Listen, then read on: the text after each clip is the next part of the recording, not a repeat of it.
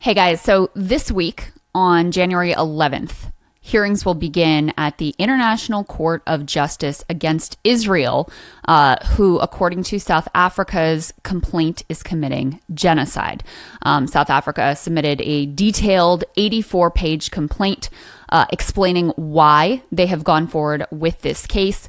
And to be honest with you, when I originally saw this filing, I was heartened by it, but I also felt like the U.S. and our allies just do whatever we want willy-nilly on the global stage. And so I was instinctively doubtful that these proceedings would actually matter.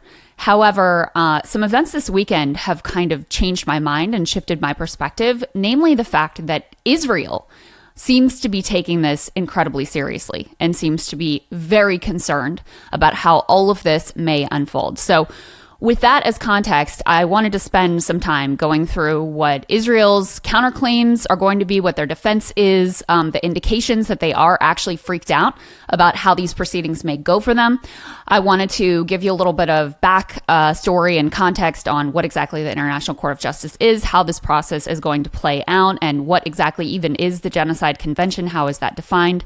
And then I want to spend some time, too, with the actual complaint, some of the details of which, if you follow the news, if you watch our show, you'll be familiar, but it's still worth taking some time to really sit with the claims, the South African document here. The case that they make is very compelling, and part of why it's so compelling is not only because of the numbers and the statements that we've tracked of Israeli politicians and Israeli military officials, but they actually cite UN officials' assessments themselves, which makes it very hard for a UN body, the ICJ, to refute. So let me go ahead and dive into this first part, which caused me to take a closer look at these charges and reconsider how serious this could be for Israel. So this is a report from Axios that I can put up here on the screen that I believe just dropped this weekend about what Israel's response is. This is from Barak Ravid. He says, inside Israel's plan to quash South Africa's Gaza genocide case. And apparently the TLDR of this is that they sent out an urgent cable to countries around the world, effectively begging them to come out with statements. We saw our own officials here, Biden administration officials, both Matthew Miller and John Kirby, coming out with the sorts of statements that Israel is effectively demanding here of their allies, and also gives a little bit of insight into how they intend to defend themselves against the charge that they are in the process of committing a genocide and they are failing to block the commission or incitement to genocide. So let me read you a little bit of this. They say the Israeli Foreign Ministry is instructing its embassies to press diplomats and politicians in their host countries to issue statements against South Africa's case at the ICJ that accuses Israel of committing genocide in Gaza. So the cable, they say, sent by the Israeli Foreign Ministry on Thursday, illustrates Israel's diplomatic action plan ahead of next week's ICJ hearing to create international pressure on the court to not issue an injunction that orders Israel to suspend its military campaign in Gaza. So already that's noteworthy, both because of the fact they're clearly taking this seriously, but also that their primary action isn't to argue against the merits of what's being presented here, but to say we need to create international pressure so that the court feels like they can't issue any sort of injunction against us. So they go on to give some of the backstory here that I've already explained, but they say Israel immediately rejected the case as baseless, but unlike in previous cases at international tribunals, it decided to appear in front of the court because it is a signatory to the Genocide Convention, and Israel will be represented at the ICJ by the British barrister Malcolm Shaw, to everyone's chagrin, not Alan Dershowitz, sadly, who would have been just a perfect choice. It was reportedly being considered and floated, but anyway, this British lawyer, Malcolm Shaw, is going to be chosen instead. Pretoria has asked the court to file urgent provisional measures, including ordering Israel to suspend its military campaign in Gaza while the case proceeds. This part's important too. So it will take years to actually fully adjudicate the charge of genocide against Israel. So what South Africa is immediately asking for is first an emergency hearing, which they've already been granted. That's why this starts this week. And then what they want is these provisional measures to effectively stop any of the actions that could constitute genocide and is continuing to create harm to the afflicted population while the case is being fully adjudicated. So that's what this initial hearing is actually about. Behind the scenes, they say the Israeli Foreign Ministry cable states Israel's strategic goal is for the court to reject the request for an injunction. That's what I was just referring to. Refrain from determining that Israel is committing genocide in Gaza, and recognize that the Israeli military is operating in the Strip according to international law. Quote, a ruling by the court could have significant potential implications that are not only in the legal world, but have practical bilateral, multilateral, economic security ramifications, reads the cable, copy of which was obtained by Axios from 3 different Israeli officials. They declined to comment. What they're asking is for them to say they immediately and unequivocally issue public statements that say they state that their country rejects the outrageous, is that a word? Absurd and baseless allegations made against Israel. They argue that under the 1948 Convention, genocide is defined as creating conditions that don't allow the survival of the population together with the intent to annihilate it. And so they want officials in countries around the world to stress Israel's efforts to increase humanitarian aid to the population in Gaza. Very questionable how they can argue that, as a majority of the population in Gaza is currently starving as we speak, but nevertheless, and to also decrease the number of civilians who are killed. They say that is critical. That also seems to me a difficult argument to make, given that civilian casualties range somewhere around 80 to 90% of the total killed. In the cable, the Israeli embassies were instructed to ask diplomats and politicians at the highest level to publicly acknowledge Israel's working together with international actors to increase the humanitarian aid to Gaza, as well as to minimize damage to civilians while acting in self-defense after the horrible October 7th attack by a genocidal terrorist organization.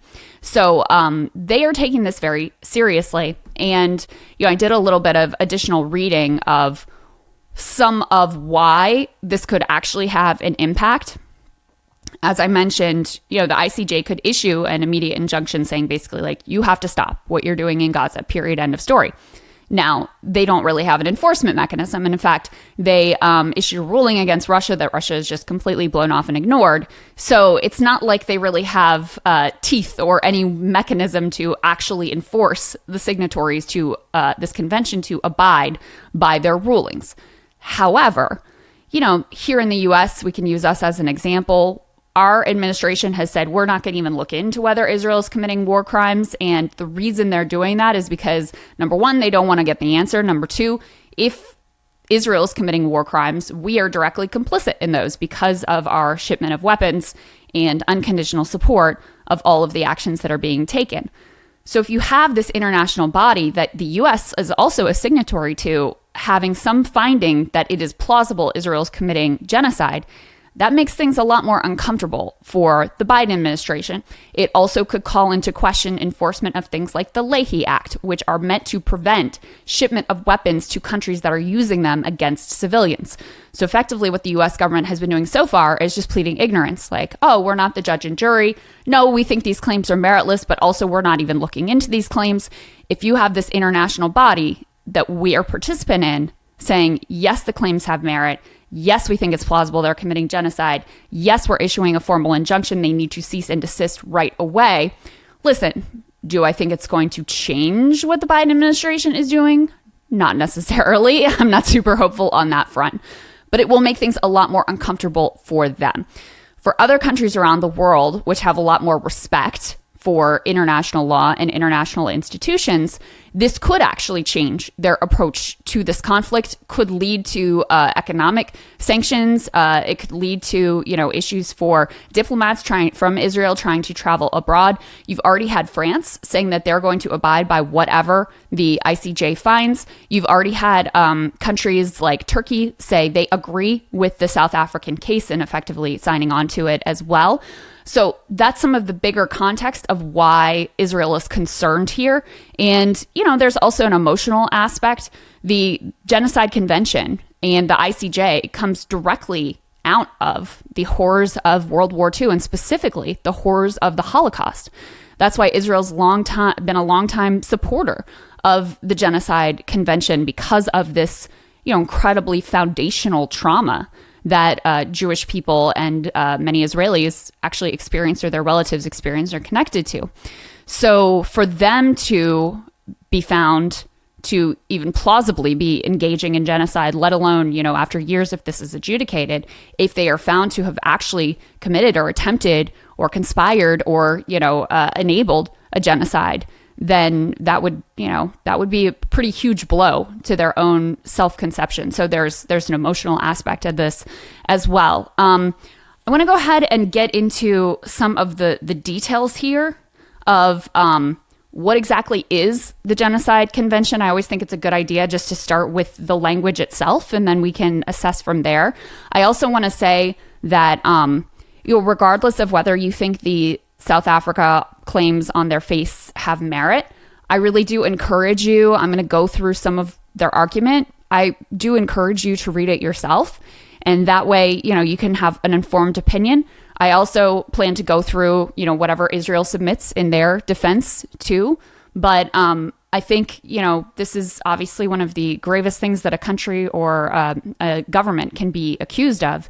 And so if you are able to take the time to go through, it's 84 pages from South Africa, and read what they lay out and why they feel what's happening right now is consistent with violation of the Genocide Convention, I really do encourage you to do that. So here is the actual text of the Genocide Convention. And I won't read all of it, but I'll read the first 3 articles here, which are sort of the most relevant. So Article 1, they say the contracting parties confirm that genocide, whether committed in time of peace or in time of war, is a crime under international law, which they undertake to prevent and to punish. Now, this is important because, again, we're a signatory. So not only are we obligated to not do a genocide, which right now, arguably we are complicit in, but we also are obligated to try to prevent it. And South Africa, they make the case that we are fulfilling our obligations to try to prevent genocide by filing this case. Article 2 says, in the present convention, genocide means any of the following acts committed with intent to destroy in whole or in part a national, ethnical, or racial or religious group as such. So these are the type of actions that can be consistent with genocide. You don't have to be doing all of them, but any of the following acts with intent to destroy in whole or in part a group, including killing members of the group, causing serious bodily or mental harm to members of the group, deliberately inflicting on the group conditions of life calculated to bring about its physical destruction in whole or in part, imposing measures intended to prevent births within the group, forcibly transferring children of the group to another group. Article 3 says the following acts shall be punishable, and this is significant as well: genocide, conspiracy to commit genocide, direct and public incitement to commit genocide. And that becomes relevant when we get to all of the many statements that have been made by Israeli officials and military officials that seem to include genocidal intent. Next one is attempt to commit genocide and complicity in genocide. So, this is directly about Israel, but obviously the U.S., because we have provided Israel so much support, not just right now, but over the years, also is implicated. This is something Ryan Grimm actually asked Matthew Miller about, whether he was concerned, and he sort of brushed off. But apparently there is quite a bit of reason to be concerned, and Israel is concerned right now about what all of this could mean.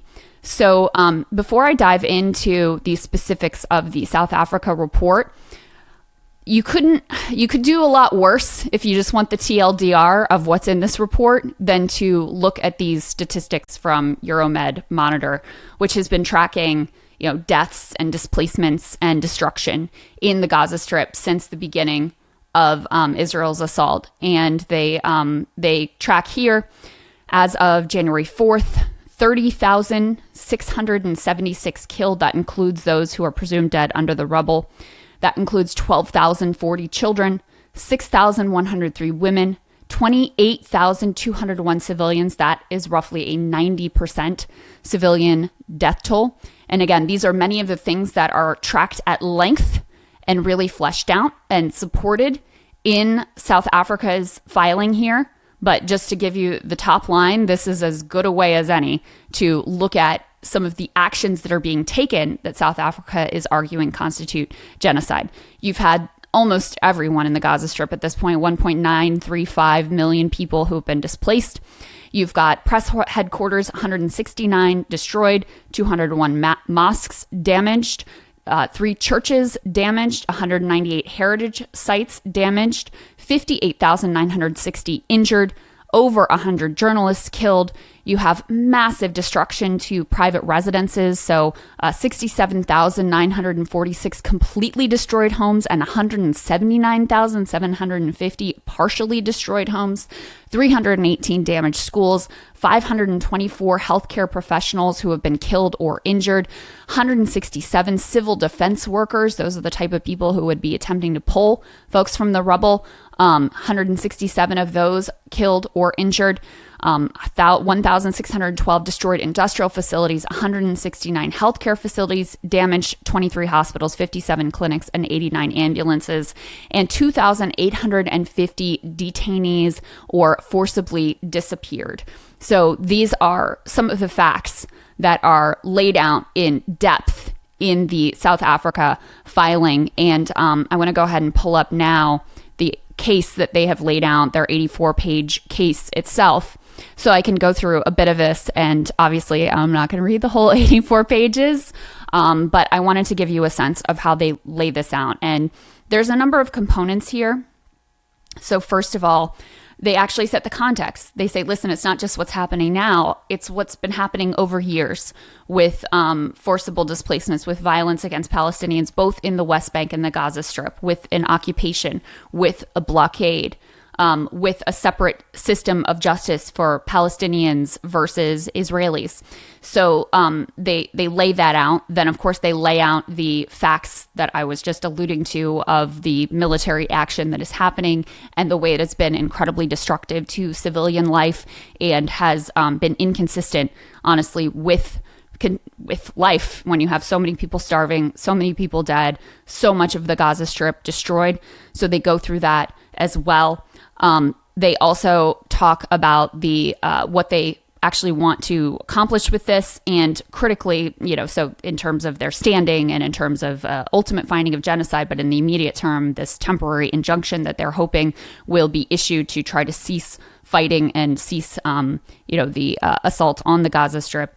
And critically, and this is something that I've talked about before and that we've covered fairly extensively, they document page after page of Israeli officials and military officials calling for Gaza to be flattened, saying there are no innocent civilians, and expressing pretty clear and oftentimes completely clear genocidal intent.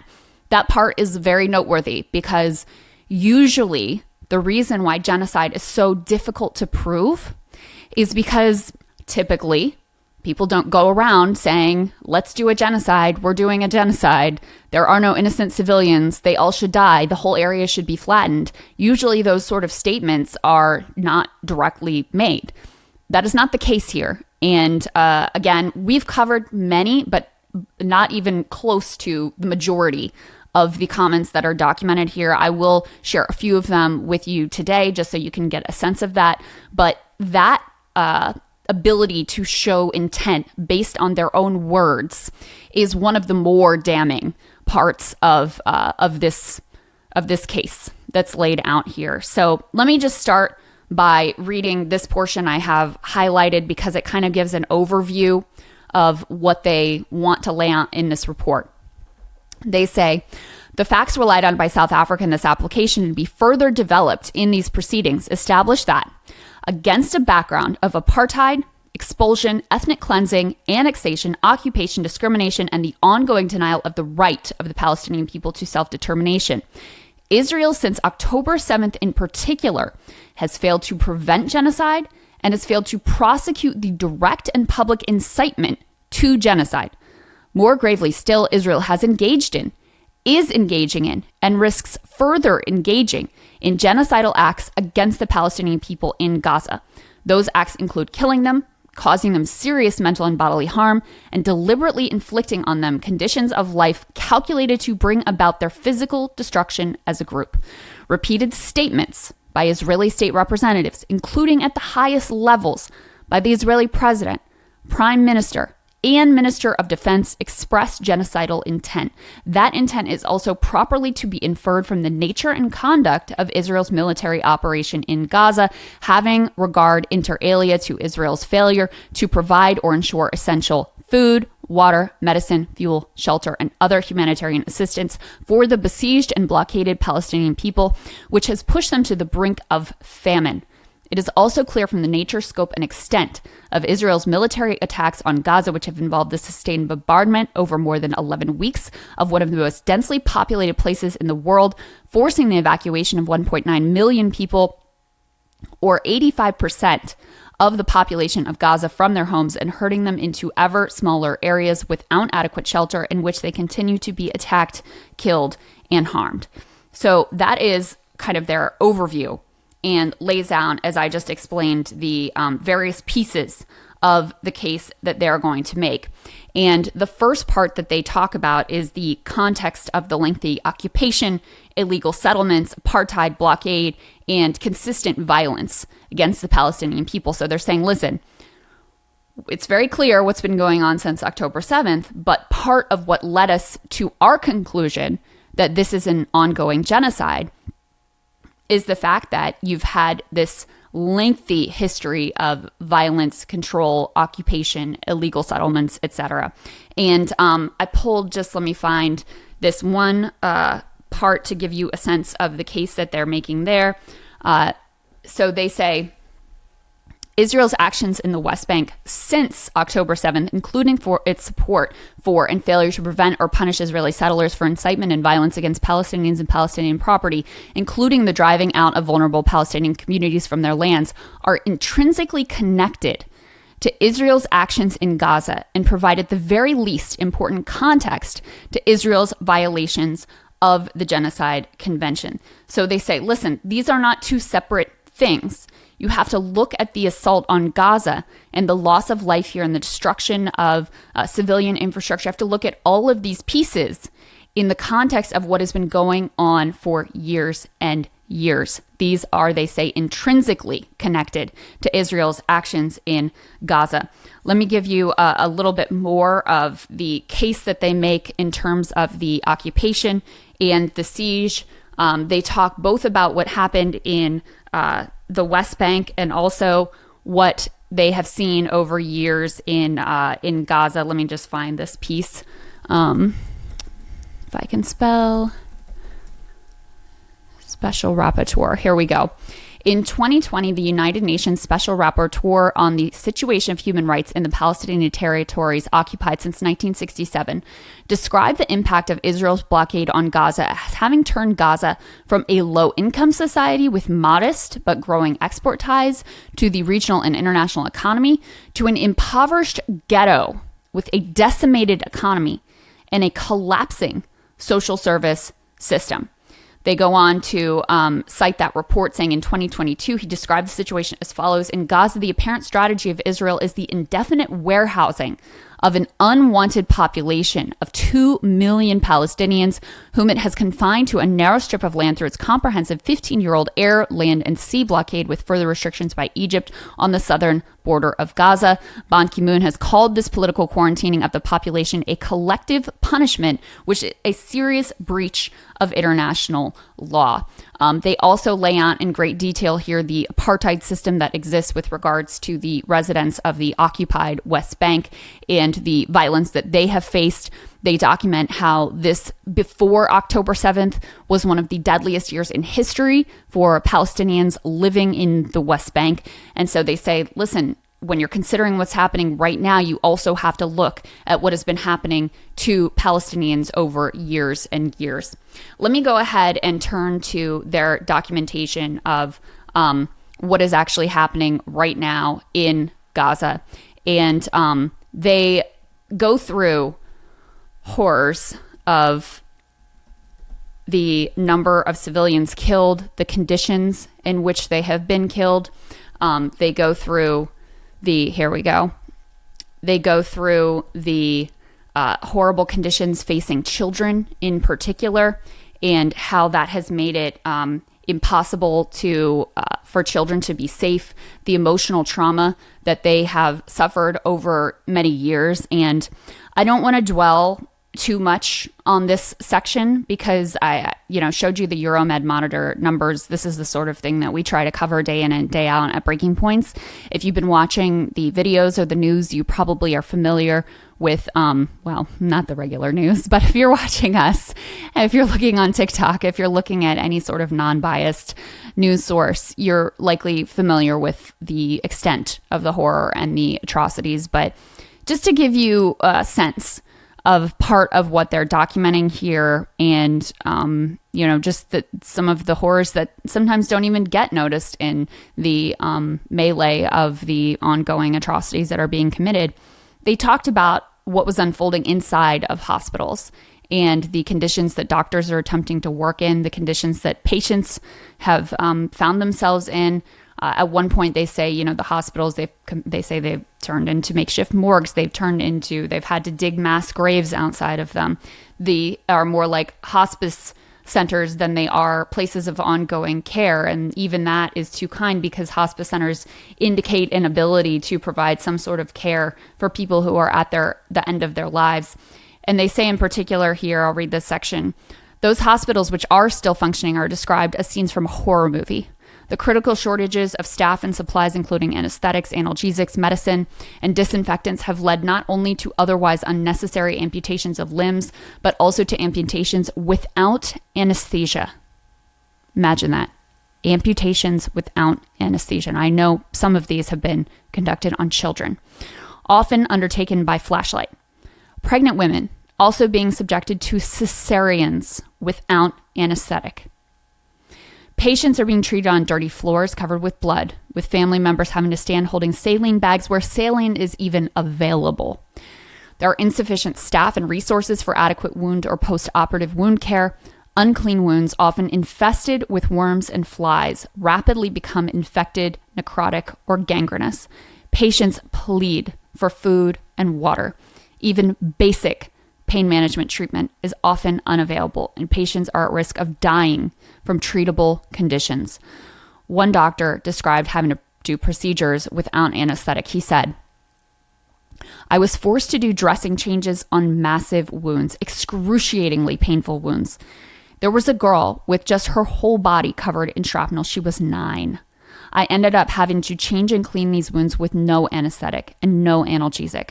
I managed to find some intravenous paracetamol to give her. Her dad was crying. I was crying, and the poor child was screaming.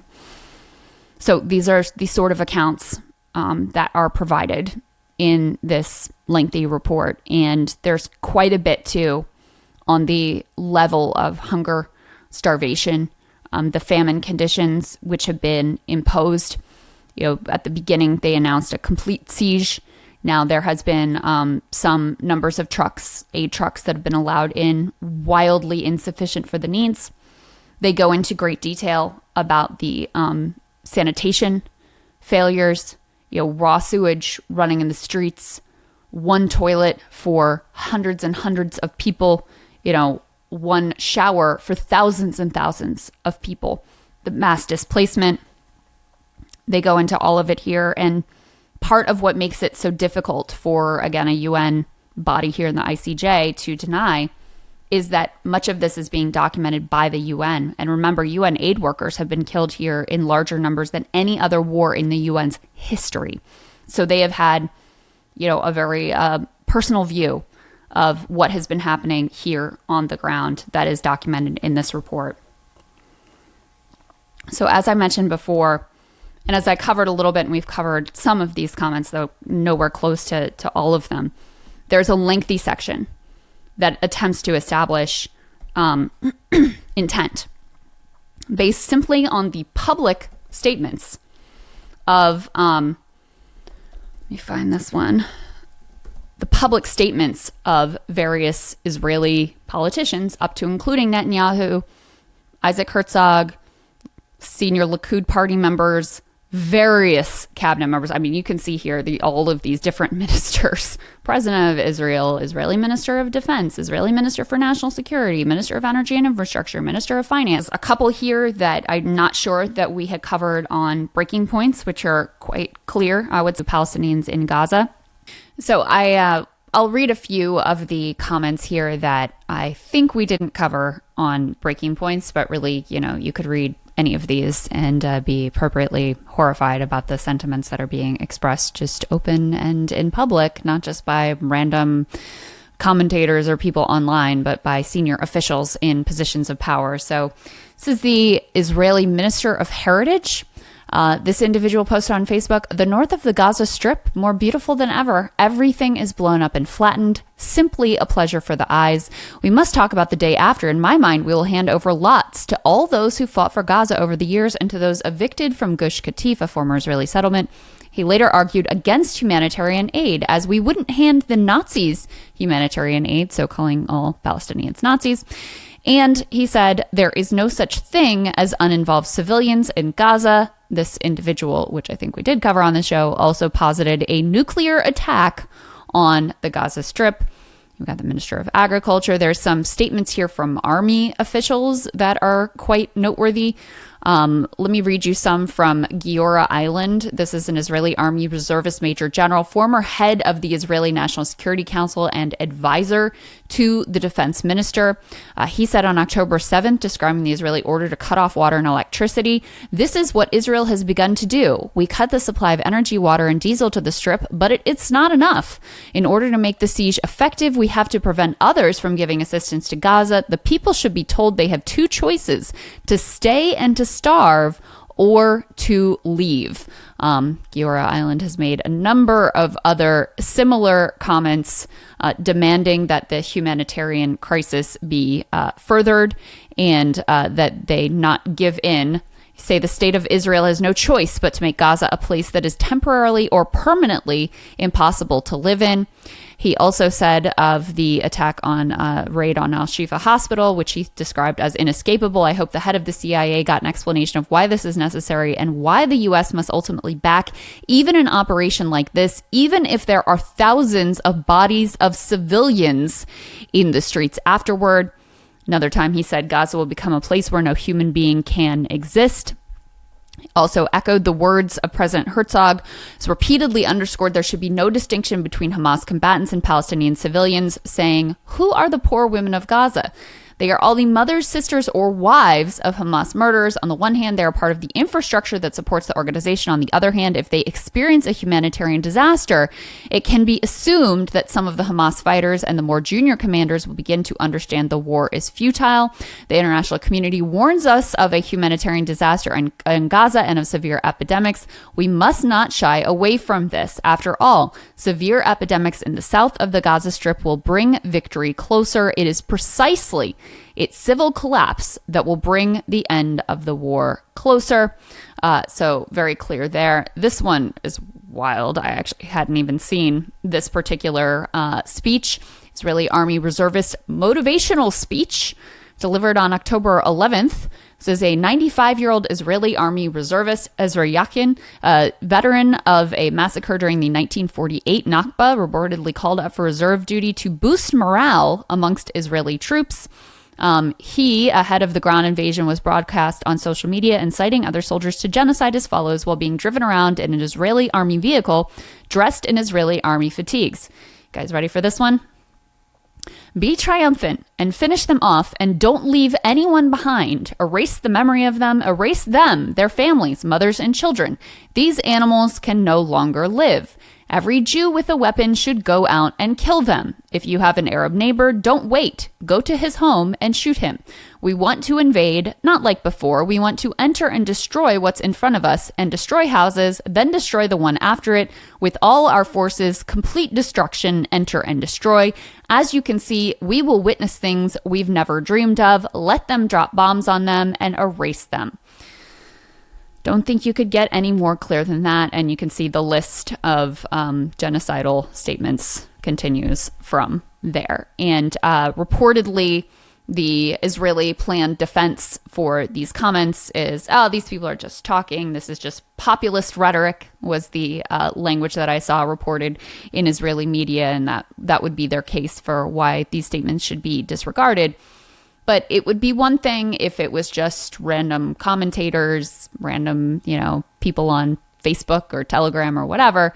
But when it is the prime minister, the president, various ministers, various current and former defense officials, and on down the line, it becomes very difficult to say, oh, this is an official government policy. Oh, this is just some fringe figures spouting off. Well, does the prime minister constitute a fringe figure? It seems to me like he is would be pretty fair representation of what government policy actually is.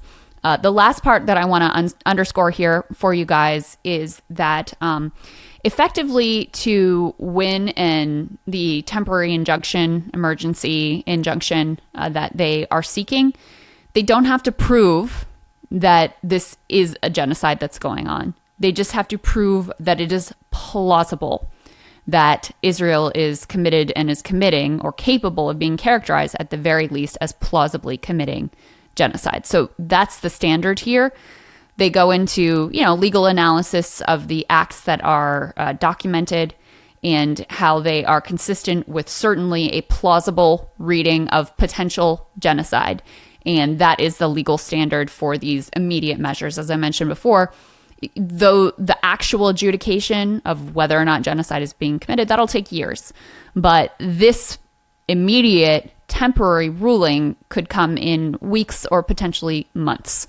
So still, if you're a Palestinian in Gaza who's starving and wondering if you are going to live to see the next day, I'm sure that still feels like an eternity, but some action is being taken. And I think that it is difficult to rebut many of these claims, just because it is documented by the UN, because it is being proclaimed loudly in the words of senior officials, and because we can all see the videos of what is unfolding before our very eyes. So,